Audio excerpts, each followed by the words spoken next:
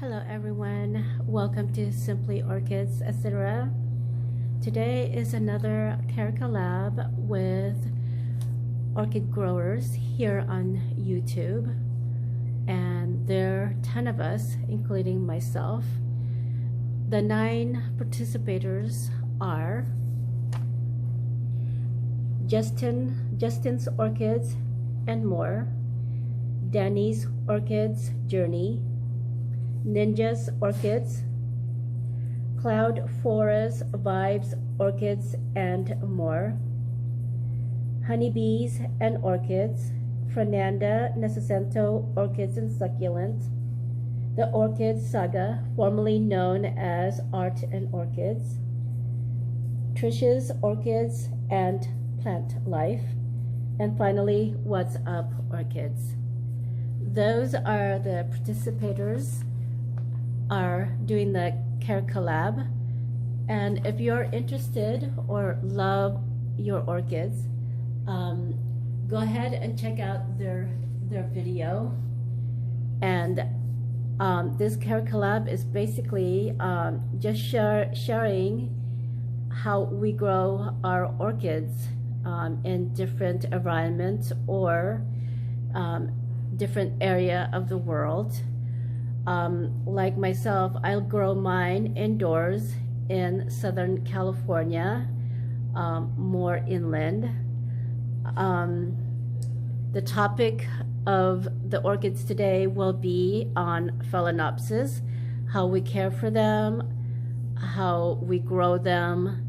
And so for me, I grow, like I said, I grow mine indoors here in my dining room.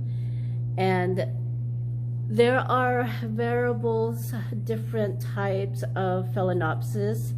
The most common one are the hybrid complex that you see in your grocery stores or your do-it-center gardening store, such as like these here. This one here in front of you, this one was purchased about 3 years ago in a big box chain, not here in town, but in another town. My husband got it for Valentine's Day. And this is the one that I call Blue, because they dyed her flower blue, and she was originally white, but they dyed her blue. So that's her nickname, Blue. And so she's done blooming. She already, all her blooms already fall out. So she's in the process of maybe cutting her spike. Maybe, I'm not sure yet. I don't like cutting their spikes because they can reabsorb their energy from their spike. And then when they do that, the spike normally turn brown once they get all the, all of that nutrients that's stored in the spike here. Here's another example of a store-bought. And this one, I wanted to show you this one too, because this is an example of when to know to repot your orchids, basically, in particular of your Phalaenopsis. You notice this one is kind of like broken down, the media, and mine, just me mindful, this is potted in bark. So yeah, and you can see the roots in there, they're green, meaning when you see that, they're hydrated, they're not dehydrated. When they're dehydrated, their roots are technically they're silver. So that's one way to see if your orchids needs to be watered, is when the roots are silver or grayish. And this is a Phalaenopsis here that I have. This is a species type. I need to move this back so I don't hit the spike. This one here is a species type. These are the they call them the summer bloomers Phalaenopsis, and I believe this is a Violacea species. It could be mixed with other Phalaenopsis type. But this one, I premiered her in one of my video, What's in Bloom for May. This one, it smelled like lemonade. And this one here, when I did filmed her, this one wasn't open yet. This one just opened up, I think yesterday or earlier today. So yeah, so she bloomed for me for the first time.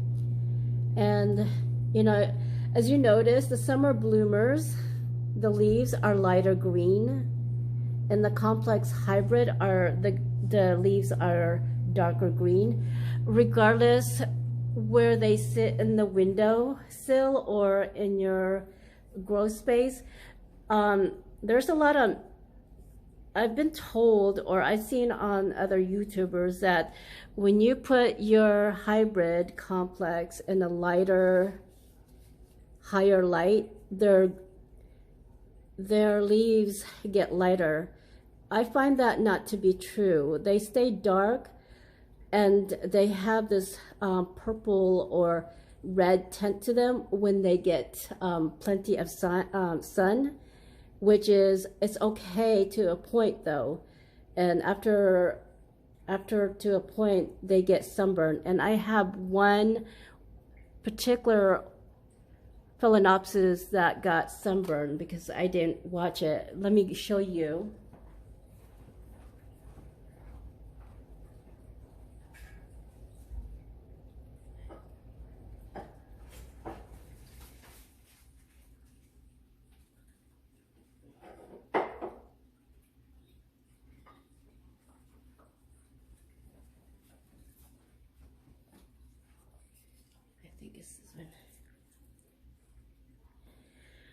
So this one here is a hybrid complex. This would happen to a leaf when it is exposed to too much light, when it gets direct sunlight. In particular, afternoon sun, it could damage the leaf, such as like this here. Luckily, it dried off and I don't have to do anything, and it stopped right there. But when your leaves when your Phalaenopsis get too much sun, they do get burned. So you have to watch where you put your Phalaenopsis. You know, they can get highlight, but not direct sunlight. So that's something that to be mindful of. And their leaves do not get any lighter when they are exposed to highlight. That's their natural color. They just get more of a red tint or purplish tint when they get too much sun. But anyway, they are considered heavy feeder, especially spring and summer. So for me, I fertilize my Phalaenopsis weekly when I water them. And you know, I started in April and then till now. So that's another thing I recommend you find yourself a good fertilizer and feed them as directed in your fertilizer care tips, and water. I use the water from my tap. Here in California, especially here in Southern California, our water is hard. And I use, like I said, I use just tap water to water my Phalaenopsis and the rest of my orchids. I would love to get a reverse osmosis, but right now, it's not possible right now, but eventually I will. And it would be better for your orchids. But they're doing okay with the water that I have now. And if I can leave you guys a tip in orchid growing that I have learned so far, growing for almost 5 years now, is patient. There's different way of growing orchids. There are water culture There are LECA, hydroponic, and there's sphagnum moss, and like myself and a few others growing in bark chips. None of these systems are right or wrong. Is what you are more inclined to do or more comfortable to do with your orchids. And so once you choose how to grow your orchids, your growing method, I would recommend you stick with it, because these orchids, they are slow grower. So I would say the number one thing, or the number one key thing with growing orchids are patient. I find that really true, because my first orchid here, this is my very, very first orchid I have received. My daughter gave me for my birthday.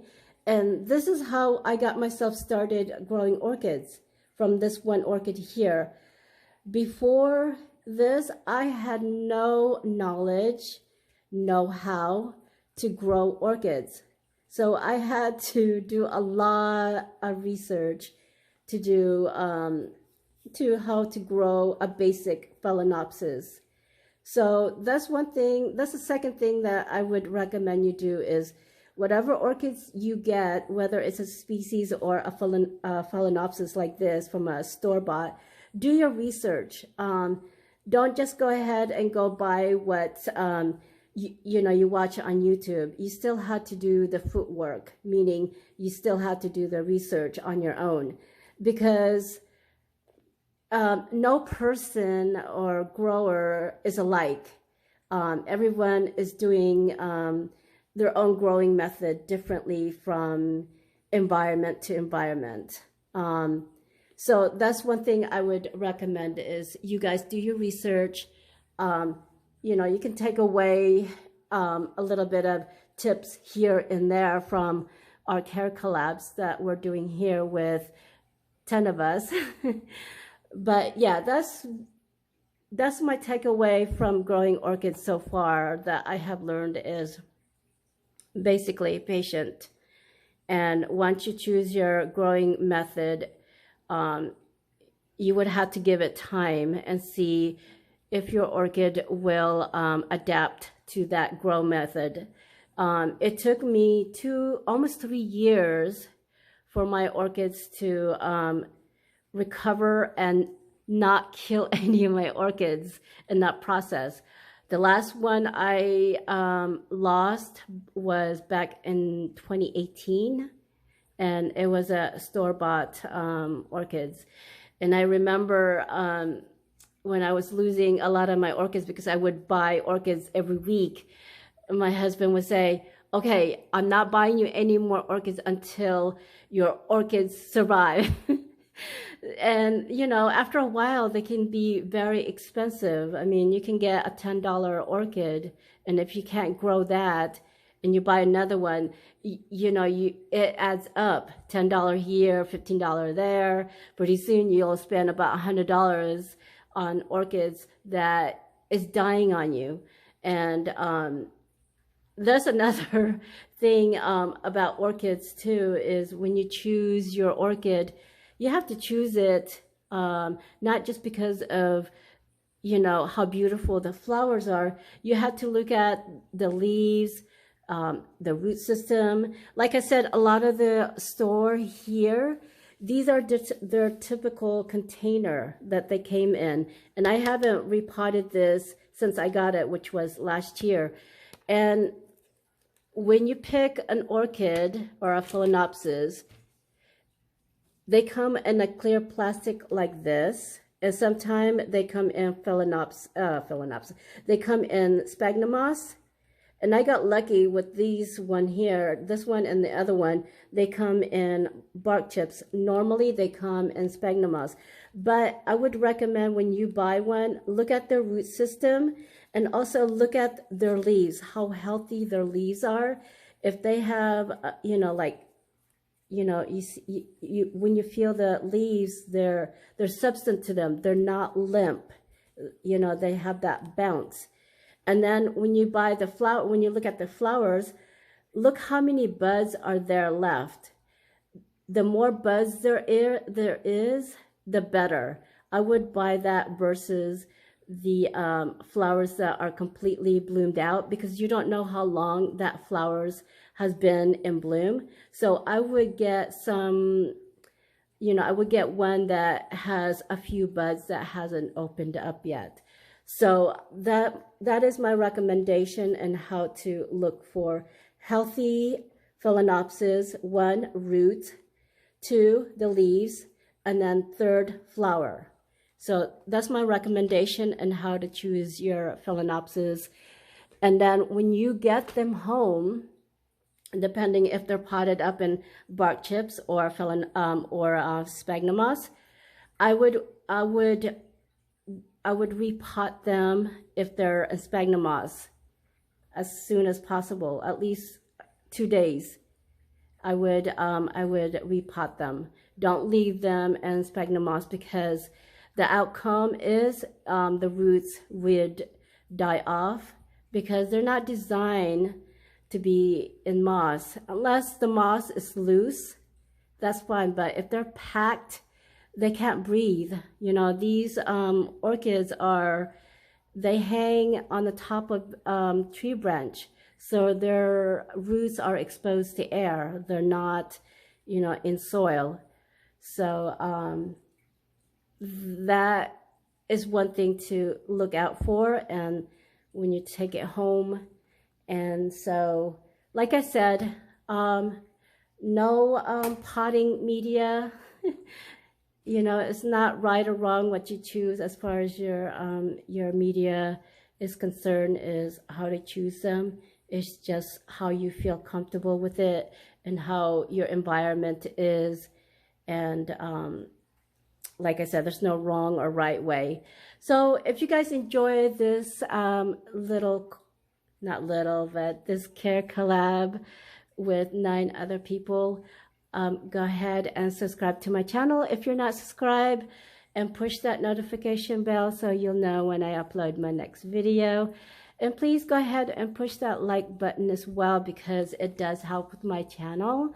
And also, I want to remind you, go ahead and check out those other 9 YouTube channels that I speak of earlier in this video, and I will put it down below as well, so you guys can, if you don't remember who they are, please go ahead and check them out. They have good content and more care tips around the world. So you guys, I hope you guys enjoy this video. And I also want to mention, I want to thank Michael, which is Honeybeas and Orchids, to be included in this care collab. I truly appreciate that. Again, Michael, thank you for letting me be part of this care collab. To everyone else, have a good one. Stay safe. Until then, bye for now.